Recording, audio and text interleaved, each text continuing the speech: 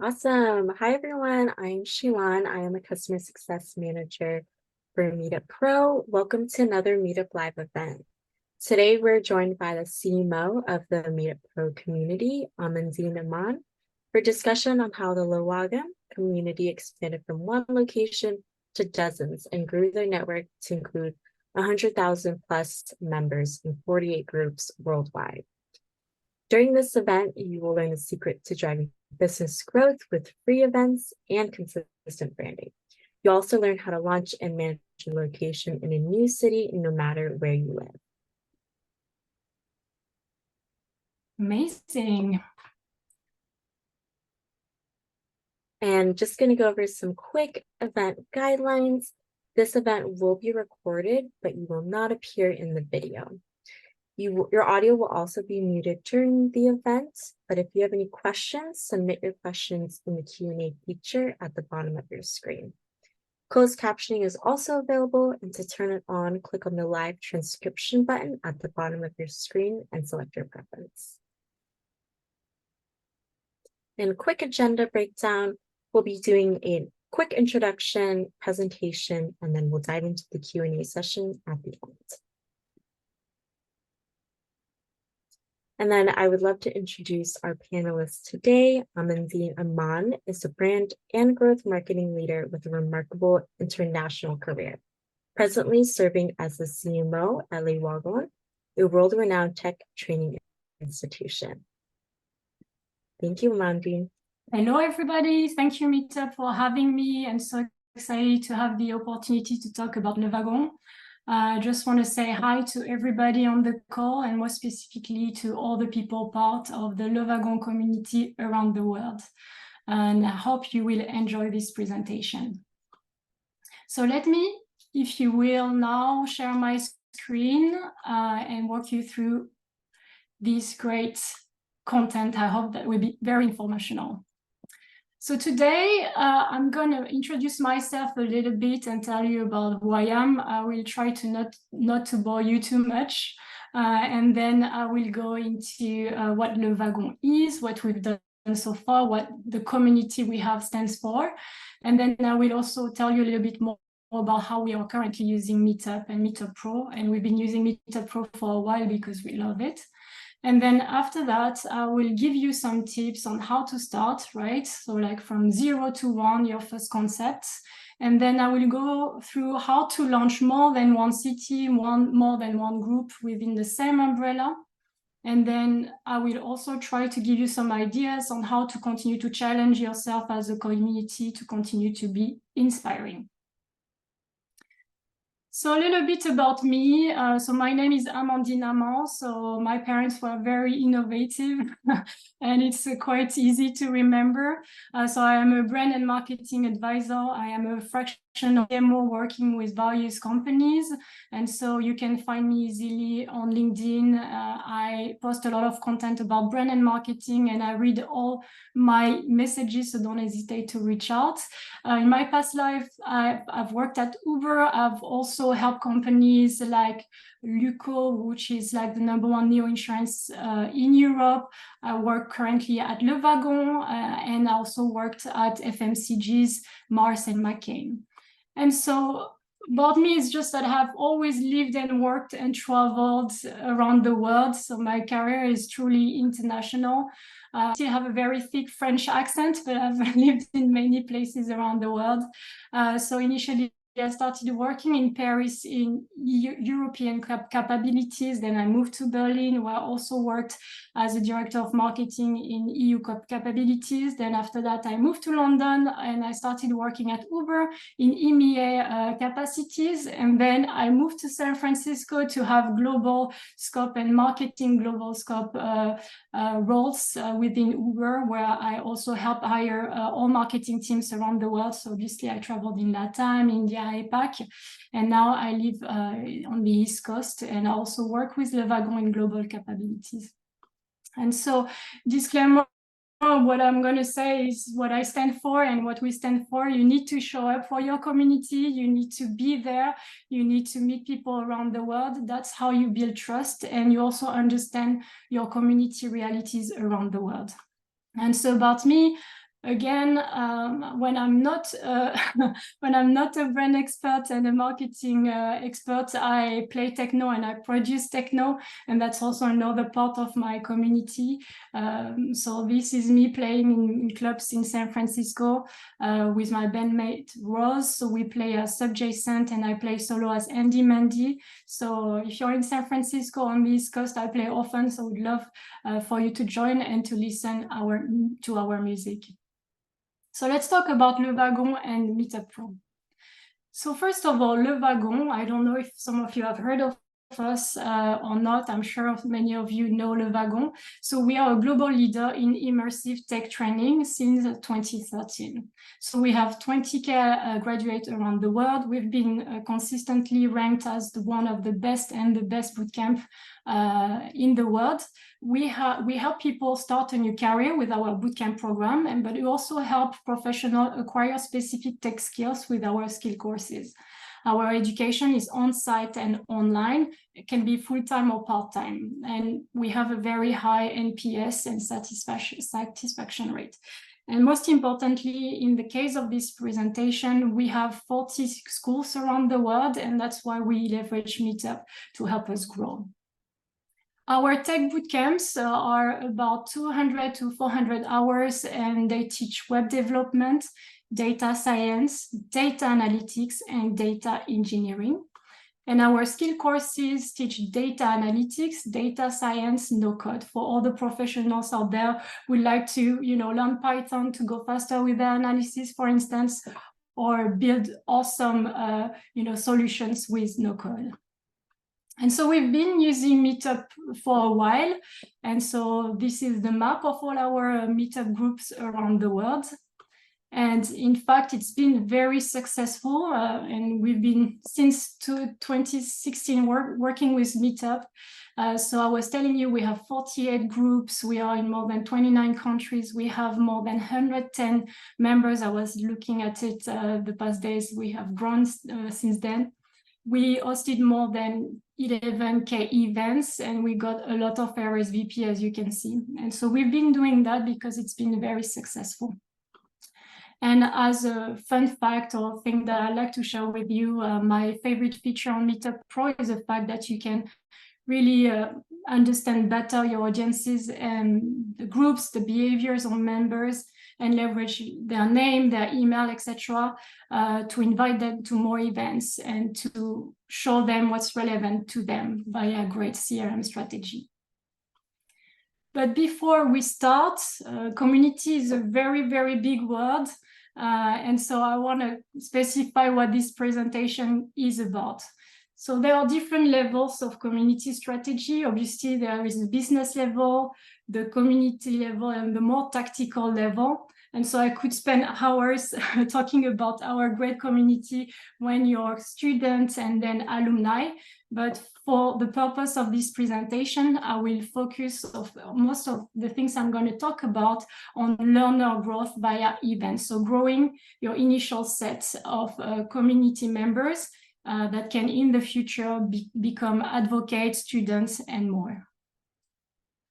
So I hope you like the first part. Now it's about giving you some tips.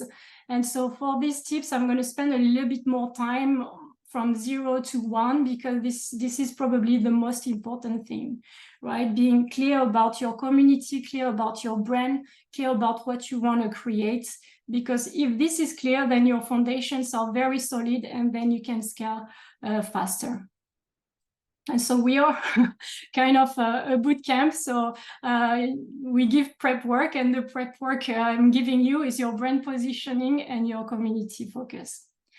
And so before you start anything, I always go back to these very simple questions, and it always starts with your brand and maybe your business goals, because some community are not necessarily businesses. But before you ask yourself who you are, like who are you, what do you do, who should know, why does it matter, and additional, if you're a business, how do you make money? So I will try to answer these questions as Le Wagon. So we are a global leader in tech training. What do? We teach web development, data, and no code. Who should know? Entrepreneurs, career changers, upskillers, decision makers. Why does it matter? It matters because there are a lot of tech jobs right now open and not filled. Because our pedagogy is very successful. Because tech is also human, right? Sometimes people think tech is very geeky, but we believe that tech is human first. And how do you make money? We make money by selling our training. And so it took us a long time to come to these sentences.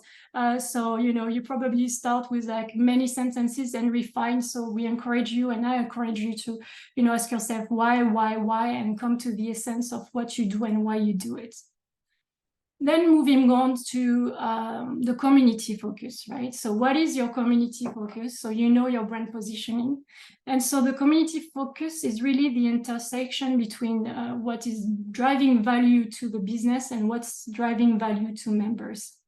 And so for us, after thinking a lot about it and really considering what our founders wanted to do, what we do as a community is that we try to deliver a life-changing tech community and a life-changing learning experience. So in this community, what are the other sub-communities that make it a very virtuous community? So we have our founders who are the first ambassadors, and I will tell about them in a couple of minutes. We have our campus managers, our staff, our alumni, our students, our teachers, entrepreneurs, learners, employers, tech leaders, governments wanting to support us. So essentially, all this is our community, and we try to be life-changing. And so as you can see, after our bootcamp, some people founded their own tech startup, they raised money. We also managed to gather more than 1K hiring partners. And obviously, it's also reflected on Meetup with a lot of, Meetup members joining us. And so I'm trying to illustrate a little bit what it means when you start and you try to create this virtuous cycle that your community could be, right? So these are two simple and two easy examples. These two companies are very successful startups from our great alumni. They initially all started, maybe, they had an idea and then they meet our team. They met our founders and they had really a tech need to, maybe bring their ideas to life. And so maybe it all started, there were prospective learners meeting our team. Maybe they went to some of our tech event, they decided to become students, then they graduated and they created their own tech companies. And so what's beautiful here is that they've been very successful and they also gave back by hiring more alumni. And so this story that is more linked to entrepreneurship is also something that can happen when it comes to, a student being hired by a top company and then again becoming a hiring manager and hiring more students and being advocates. And so now you need to ask yourself, but how do you start this beautiful virtuous cycle? And so for us, it started with great tech workshops, not just good tech workshops, but great tech workshops, because, it's a lot of work to make great tech workshop and we wanted to insist on quality. And the second thing we insisted on for the life-changing tech community is hot tech talks that can inspire with awesome top speakers. And so obviously all of this only work because we also have an outstanding pedagogy and a great community once you join the school. And so then you ask, okay, so I have my positioning right, my focus right, a focus of the community right, but then why should I run community events? For us, it was very obvious because they demonstrated all when it comes to our brand. So if you think about the audience of learners and prospects, right? Community events, tech workshop, they showcase our pedagogy in real life, people can experience our education. It's the first step in our community. It introduces prospects to peer staff, being the first step within their journey. It resonates really well with our brand. It also builds preference over competition.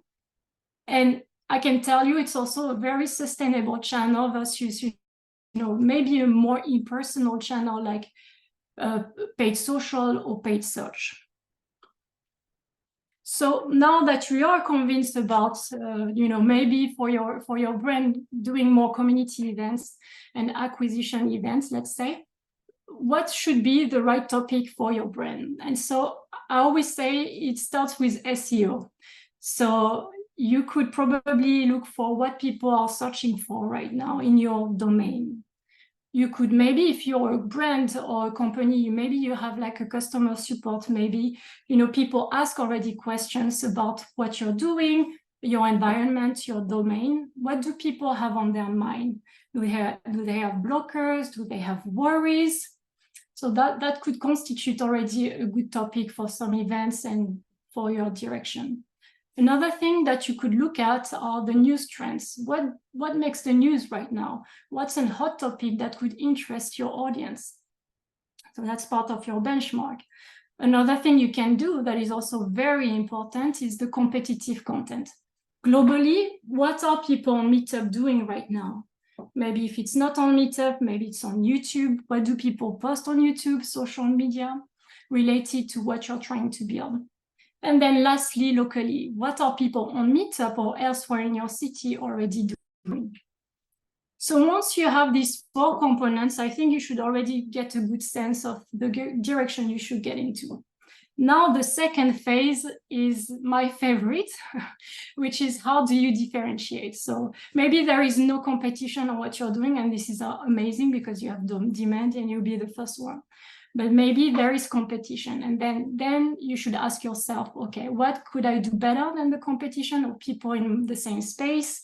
What could be more me? What could how could you make things better? Not only what, but how. So let's take an example. So let's say you are a bike community, and so you are in a city, and there are 2 bike communities. So the first one is organizing bike rides every 2 weeks. The second one is also organizing bike rides every 2 weeks.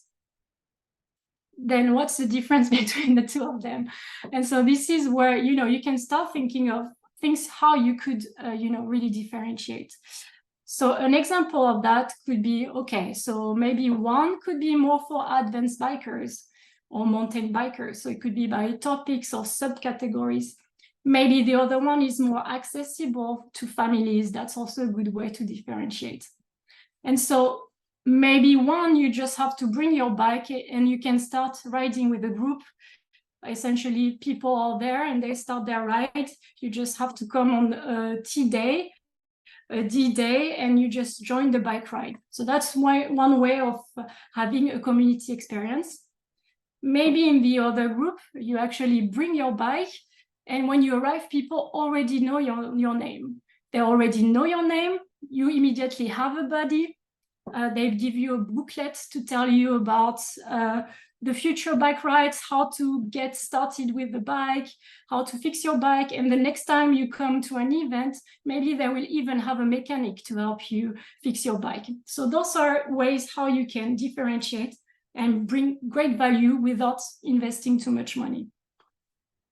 So now that I told you all of that, and we've done this exercise in many cities, and we started in Paris, our founders were like, okay, we are ready, we want to launch. And so our 3 founders are Boris, Sébastien, and Romain. So they started the experience in 2013, and they got their hands very dirty. And as you can see, that's the evolution of our logo. And we came a long way, but we really love the last one. We've been working on it with Boris and the entire team this past year. So for the Wagon community, I hope you really like this new logo. And so this is how it started community-wise, right? So it's not only about talking, it's about doing it.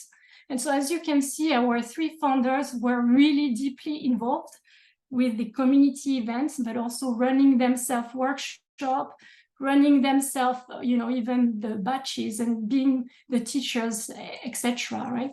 Because this was the beginning of what Le Wagon will be. And this was also a great way to all of us to refine our product and make it better. So left is probably one of the first cohorts. Second picture is probably Roma speaking at a demo day or introducing a speaker at a very big tech event. And the third one is Sebastian, our CTO, explaining how to build a page at probably a tech workshop. So once we have all of that, then I'm giving you a very quick checklist. So do you know your brand positioning? Do you feel very strong about your community focus? Do you understand that events can grow your brand? Do you have analyzed all the global and local competitors? Do you understand how to differentiate? And are you ready to invest time to run events regularly? That's really the first step to start being successful. All right, congratulations on step one. Now we are moving to step two, which is from one group to many groups, or from one city to many cities. So for that, I have to give you a little bit of background of how we expanded at Le Wagon. So all the phase where we refined everything we wanted to do, it started in 2013, 2014 in Paris and Brussels. All the pictures you saw before, that's how it started. And then in 2015, we decided to launch more locations, and those are the meetup groups where we were experimenting. So we launched Bordeaux, Lille, Marseille in France, we launched Lisbon, we launched Amsterdam, then we went really international in 2016, open Brazil, Barcelona, Berlin, Shanghai, Montreal. Then we went even more international, 2017, 2018, 2019. And then finally, in 2022 and 2023, we also opened an online campus. So all of that is really phenomenal and very ambitious. And honestly, we couldn't have done it just on our own. And that's the power of our community, because all of these groups and many of the locations we opened them because we had advocates who wanted to help us. And so the next question I have for you is, you want to open more. So what can you do? So the first thing you want to do is to assess where you could have demand or future demand next. So again, going back to market research. The second one is asking yourself when people can afford your product with or without financing. Maybe there is a high demand, but people have blockers. And then that's also why getting there, meeting people, finding solution could be a great way to prepare your expansion. And then the second thing, or the third thing, would be, is there a clear opportunity for your differentiation? So maybe there are cultural differences that will make your life impossible in other markets. And so will your concept resonate there? And so the best way to do it is to test it by going there and maybe experimenting with a meetup group first before opening more locations in that particular geo. And then what I told you just right before, do you have supporters and advocates on the ground? Do you feel like you're getting traction and people are almost fighting to help you? That's the best you can have. And then the last one is also about, does it make sense and will it resonate with your brand in the future? So for instance, and then your brand direction and your business direction. For instance, imagine you are a group and your meetup group and your concept is all about fashion and being where the top designers are and the latest fashion trends. And so you say you are a global concept, but you only have a group in Paris. I think you can explain why you're just in Paris to start, but clearly where you need to go next is probably Milan, you need to go to New York, etc. So, you need to be thinking about what the next steps are for you to scale. And so I showed you a little bit how we expanded to more geos around the world on Meetup and then with schools. And it also shows you this graph. So that's the 90 days membership growth to the left, and to the right, it's our growth since the beginning. So as you can see, we are always trying to grow. And if you see this kind of direction in your numbers, then you're onto something good. If you're not really there yet, there are a lot of ways you can make it better. But before you expand, make sure that there is some kind of traction showing that there is product market fit with your group and your community. And so things to verify when expanding. So maybe you have a great concept, but there are things that are not working the way you want. For instance, you are organizing great events, people are RSVP, but they don't show up to your event. Maybe people don't show up, don't RSVP. Maybe they're not interested, they're not seeing you enough. So experiment with advertising, for instance. You can advertise on paid social and see if there is a better result, or test sending emails, and then maybe emails don't work, and then you happen to have the phone number of people, call them, see if it makes a difference. Then another thing, maybe people show up once, but they don't show up again. So you really need to understand why. So the best way to do this is to run a survey after your events, or even when you run them, make sure that you show up and you ask your questions. Do people have suggestions? Are there ways you can make your events better? And then the last but not least, do members want to help, and how can you help them help you? And that's a whole different topic for a community event, but that's a really good sign of traction. And then the last point in that category, does it make sense to expand to more cities, right? So sometimes people want to expand, but maybe it's great to just stay in geo and to be the best in your geo. I just wanted to show you side to side why Meetup has been so great to us, just by having all these tech workshop, and all these tech events. We managed to experiment and also open new schools and vice versa. And it's been very successful. We've been using Meetup, but also other platforms. But it's been a great way for us to test our go-to-market strategy. And so there is a clear similarity with where we have groups and where we have schools. But all of this was also linked to our initial business goal, our mission, our community feedback, and people wanted to help us and open more locations. So that's a short checklist for you for your readiness to expand. So do you feel like you're feeling this traction where you're located, and does it resonate with your brand and you need to go to more places? You feel like you are seeing demand in new location and you have to be there and you can be there? Do you feel like the target audience in this future geo is big enough? Do you have people who can and want to help, and they really, really want to help you? And the last thing, but most probably the most important, do you have the resource to deliver the same quality? So if your entire brand and your community is about qualitative and life-changing experience, you really have to deliver the same level. Like that's the brand core principle. So if you cannot do that, probably wait until you can. All right, so now that's the third part where you start having a very large community with like many cities like us and maybe more. And so the next step for you is to continue to be inspiring.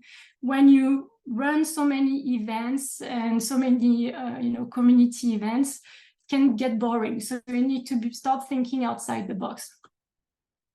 And so one way of doing it is by identifying your top contributors and giving them space to innovate. And so a lot of what we are today are things that were coming from our community members, our alumni, former alumni, our student alumni, so former students, wanting to help, wanted to come back, wanted to give back. So we started expanding a lot of our community to more than just education, right? And so life-changing because you make friends, we make friends for life, and you share your passion like in real life. Some of our students are musicians. They started doing music. Some people wanted to explore the world together. They did it. They went on trip, and a lot of great experiences. So try to give space to your community members to do more, and maybe sometimes outside the core scope of just what you are and what you were trying to be as a business initially. The other thing that is very important in any community is to start identifying and building community routine. So one example of that is like the demo day. So the demo day is one of the most important path and event in the life of our schools and our education. It's where our students have the opportunity to present their final project. And so it's always a very emotional moment, and it's such a great celebration. And so everybody is looking forward to that demo day. Another thing that could be very cool is to encourage people having their own insider community culture and jokes. So that's one internal joke within the Le Wagon community, and that was probably during an Halloween party. And then another thing you can do now, that I feel that events are great, but you can do so much more. You can do offline content, put online, and vice versa. So we've been seeing a lot of success with, recording some of our workshop and putting them on YouTube. And so that's a great, fast way to expand your community outside just Meetup and do more. We've been exploring a lot TikTok, and it works very well. A lot of people love TikTok for educational content. I'm a huge fan of TikTok myself, so if you're not yet on TikTok, you should definitely explore. Another way to innovate is also understand the evolution of consumer behavior. After the pandemics, I think a lot of people didn't want to go to events anymore, like could not go during the pandemic, and just even after with remote work, etc. So we started putting a lot more of our events online, and they worked super well. And some people also started going less to our online event and asked us to create more, like, free access content to learn on their own and to start their journey. So we started this platform that is accessible to all of you. Of course, you can all join our tech workshop, but you could also just go on our website and start learning Python for free, for instance. And then the last thing that is probably one of the most important is to always have great community operations. So we have like a very big playbook of everything we do, because we want to make things very easy for anybody to help, and it requires a lot of work. So we always refresh our content, our creatives, our workshop very frequently. So we have a team dedicated to that, and we just recently redid the entire hub, and it took us a lot of time, but that makes everything very successful. And then the last thing I want to tell you is that creatives and descriptions are very important. So as much as possible, I would encourage all of you to experiment with that and to dedicate time and resource to make it look great and inviting. And thank you so much for listening to me. And I hope you learn many things, and you will maybe, experience and join us and experience the Le Wagon community. Thank you so much, Amandine. So many great helpful tips for building the community and expanding so much. So we'll start with the Q&A session. Remember, if you have any questions, to drop them in the Q&A feature below. And then we'll start with some questions we have here. Sally asked, I'm surprised how late the online came, since it seems very accessible. What was the reason for this? So for us, we were a strong believer in on-site education. So that's why for us, we wanted to prioritize on-site education. And so we started experimenting with online education later. And so that's why now we have more community events online, and it's been growing very, very fast. So I think you're right, but we also wanted to deliver the right online experience. If, online is also very difficult to get the same level of commitment from people, to have the same experience, and we were not ready to deliver it before. I don't know if it answers your question, John. Thank you. And Lord Zoom, aka John, asked, what is your experience between online, face-to-face, and hybrid? Where do you find the growth? It's a tough question. I think in a world where many things are online, you can have a real advantage by not being only online. That's all I have to say. When people want to show up and are ready to show up, I think there is nothing best than a human one-to-one interaction on site, right? But as I said, now we are experimenting with better online setup for our webinars, but also for our education, like a virtual campus, etc. There are great things that can be done so that, you know, the education and the experience is great for everybody. Awesome. Thank you, Amandine. David asked, what are the best 3 things you did at Le Wagon that you are proud of?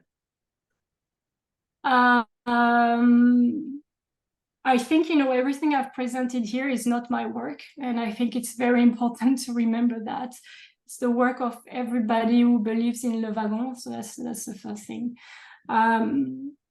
What we've been very proud of are like the new products we've been launching. So the new boot camps. So we launched data. So we've been a long time web dev boot camp, and then we started launching data, and it's been working great. And so I think, you know, data analytics, data science, data engineering are great, you know, life-changing directions for everybody right now. So that was a lot of work to deliver great pedagogy and to enter a new realm of things. So definitely very proud. And then I mentioned it during the call. We've been working very hard at rebranding. So we are not a multinational with 1,000 people, right? We are 200, 250 employees. So it's a lot of work to just create a new brand identity and roll it out in more than 40 schools around the world, because like it's physical schools. So you can imagine that even, you know, the logo in the school is actually a new sign that you need to buy. And so it took us a long time to do that. And I'm very proud because I think everybody loves this new logo, and it's fresh and represents our brand really well. Awesome. And then this is a question from Adele. How often do executives ask about ROI, and how do you deal with it? So it's a great question, and I know it can be a real struggle. So our executives really believe in events and community efforts, so we are very fortunate. But what I can tell you is that I think it's easy to see the result of some of your work. If you think about it, like if you put out events, you can track pretty much everything, especially with Meetup Pro, right? You can have UTM on links, you can know who RSVPs, who showed up in person.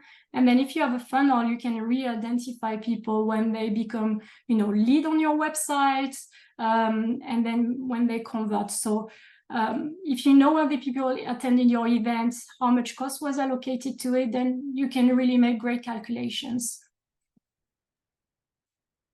Awesome. And this is a question from Andy. To get a commitment for people to show up after RSVP, do you charge a small fee for the event or meetup? All our events are free. So that's also a way to remove blockers. We have some paying events, but it's not very often.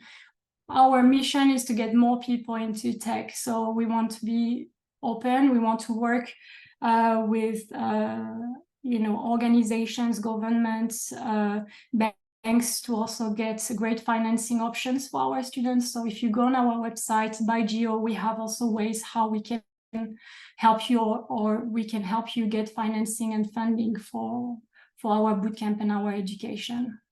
And another event-related question here. This one comes from Curtis.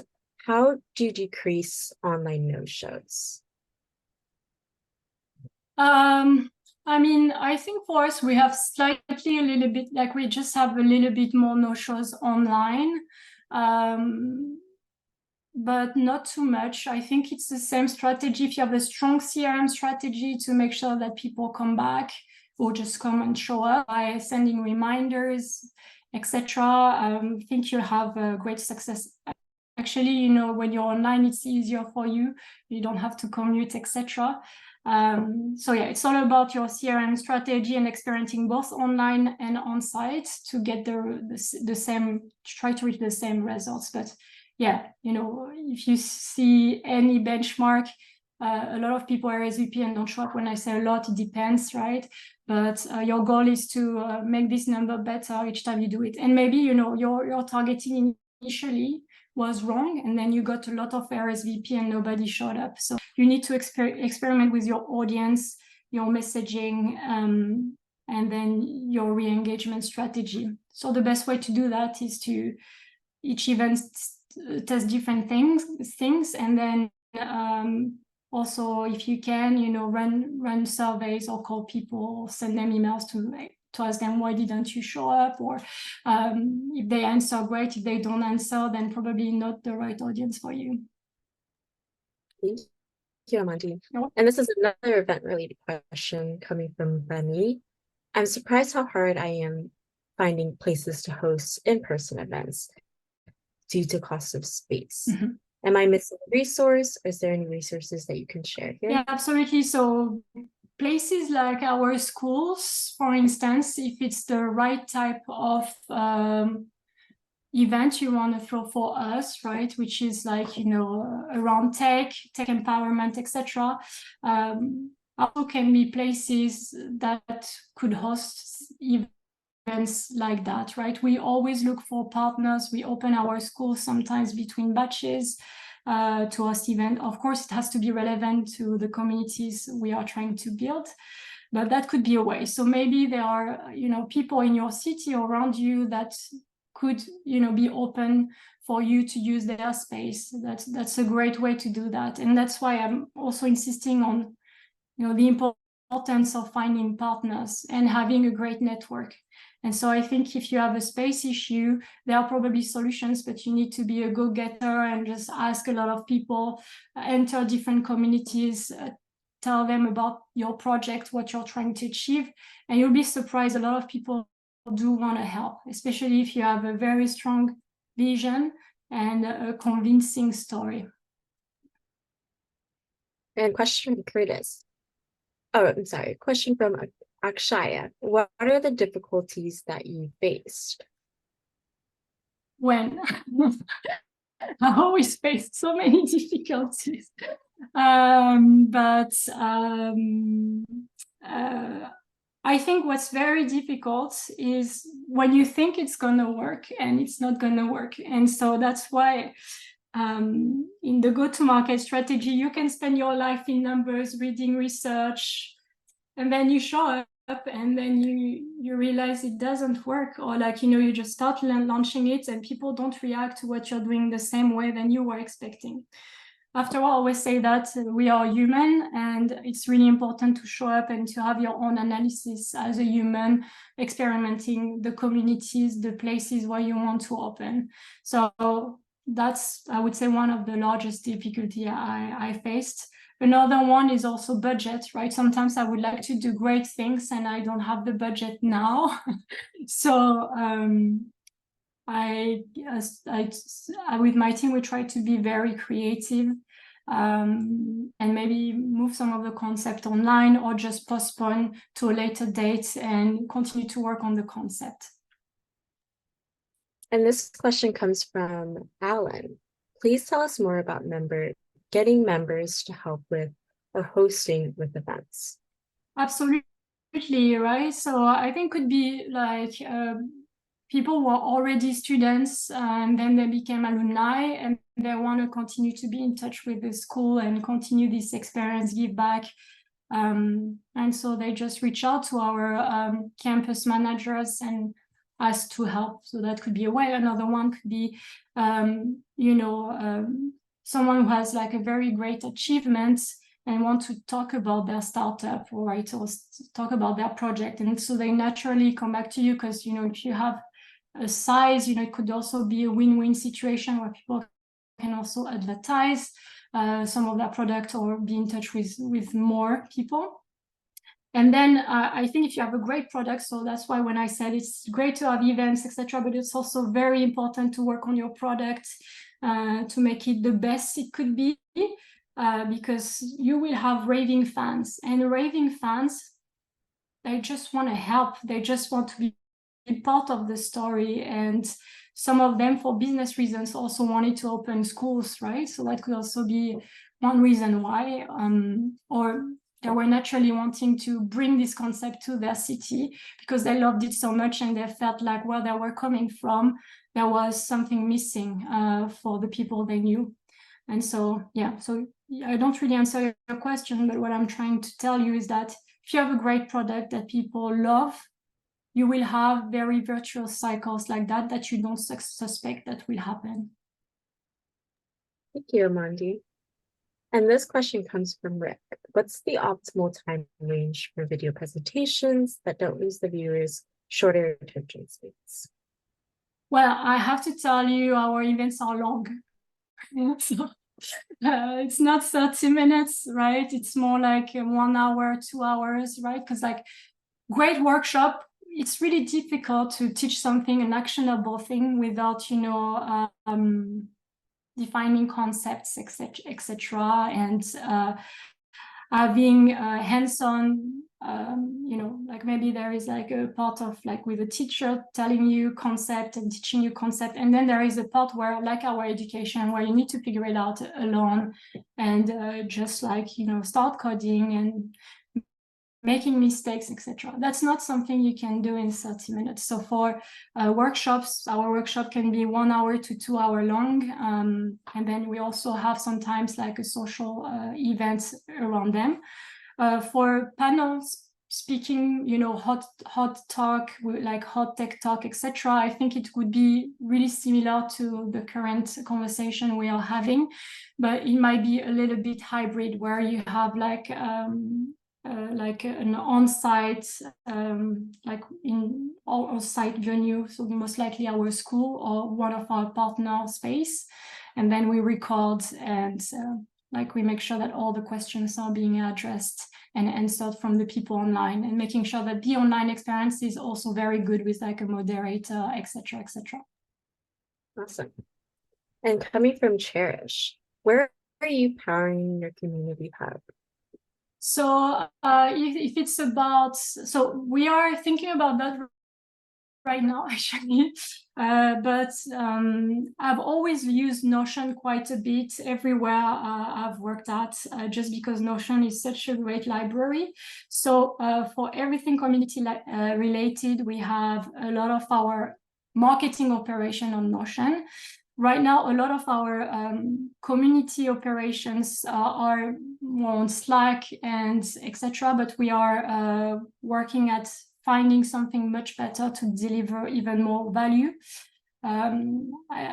We just hired a head of community who's going to help us choose the best all-in-one platform to deliver maximum value to our students, alumni, and everyone wants to be involved, because right now some of our experience is a bit disjointed. We created something like using no code, etc., and so we want to have something centralized, and we are a big believer in like one login and everything, all the value delivered to you as a member and as a student and an alumni. So it's going to take us some time, but again, we stand for quality, so we are evaluating solutions, and then I'll be more than happy to tell you what we decide to do in the next 6 to 1 year, 6 months to 1 year to come. Awesome. And this comes from Jackie. If the focus is creating community initially, is there a way to find out what type of content people want and need and what they're willing to pay for?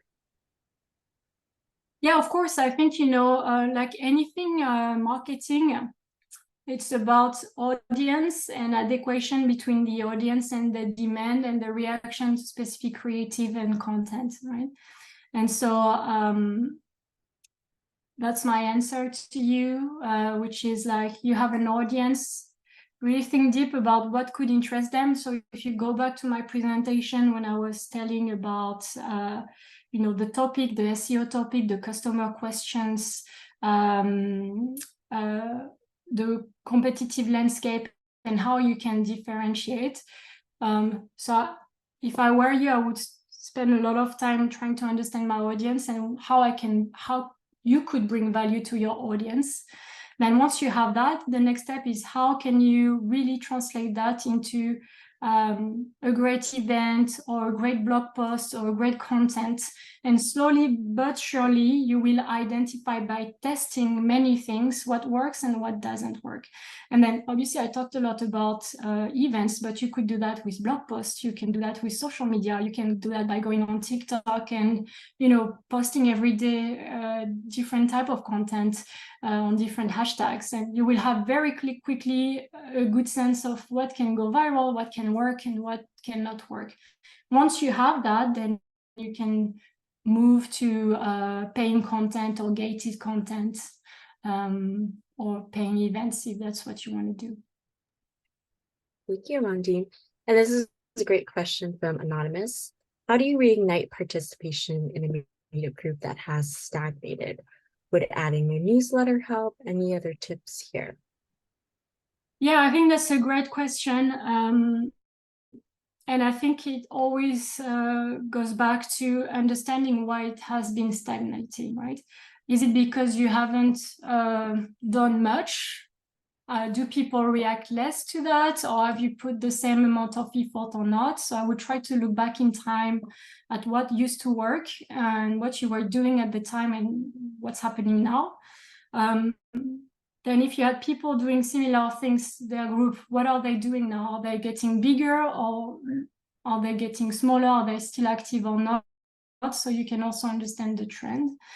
So I will always go back to like the cohort of things or the things you've done and try to resume that to see how people react to that. And then if you feel like it's not working anymore or it's something is not working, maybe just ask some of the people, some of your members ask for their time.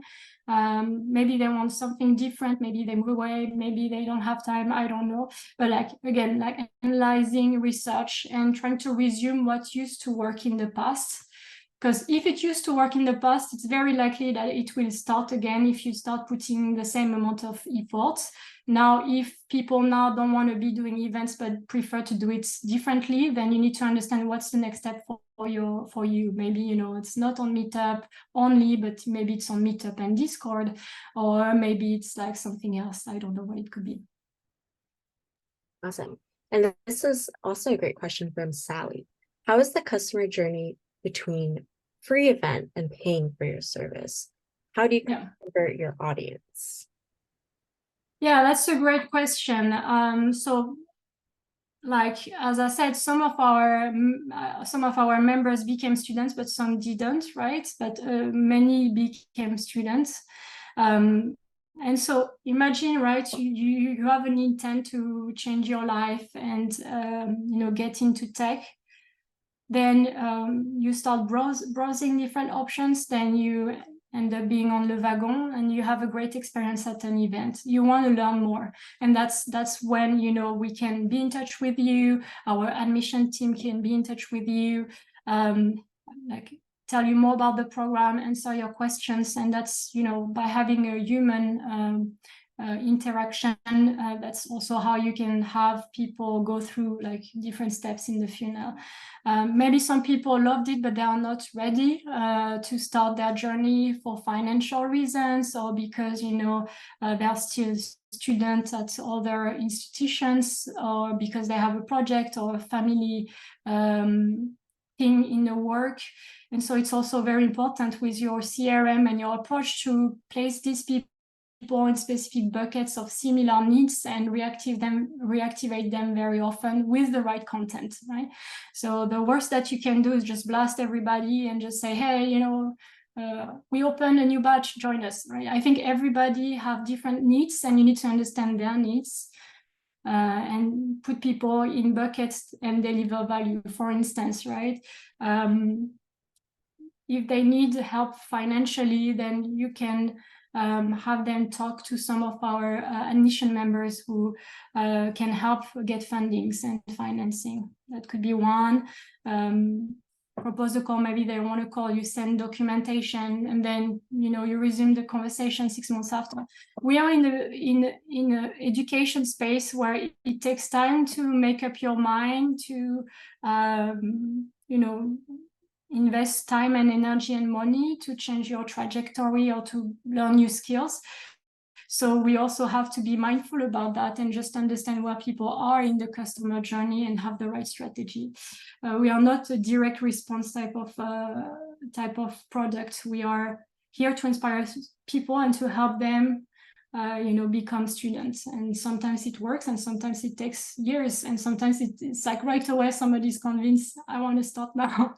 And that's great, but we also have a lot of people who need different type of help and support. We also run a lot of, I didn't talk too much about that, but we also run campus tour,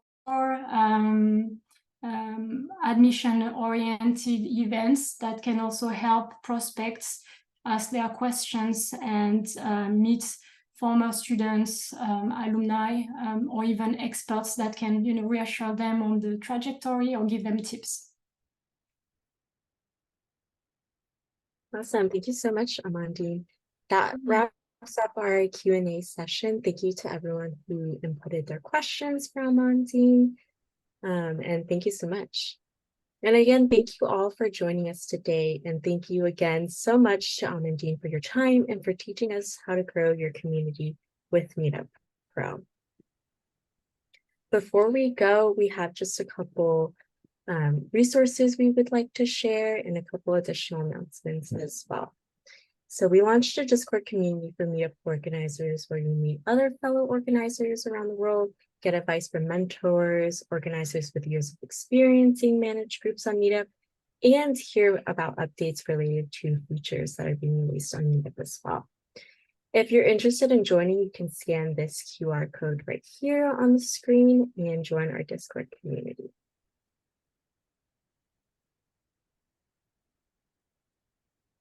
Thank you, everybody. And then if you haven't joined our Meetup Pro office hours yet, you can attend our monthly sessions here. This is run by our customer success team on Meetup Pro. Our next one will be on September 20th. These are sessions open to anybody who is currently a Pro organizer or interested in learning more about Pro. So feel free to scan the QR to view more event details and join the community.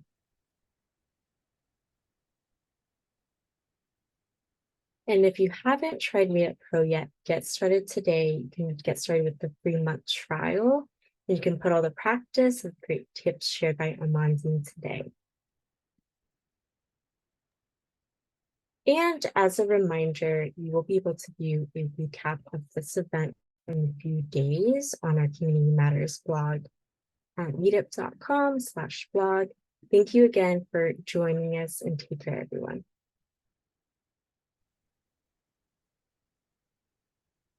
Thanks, everybody. Bye-bye.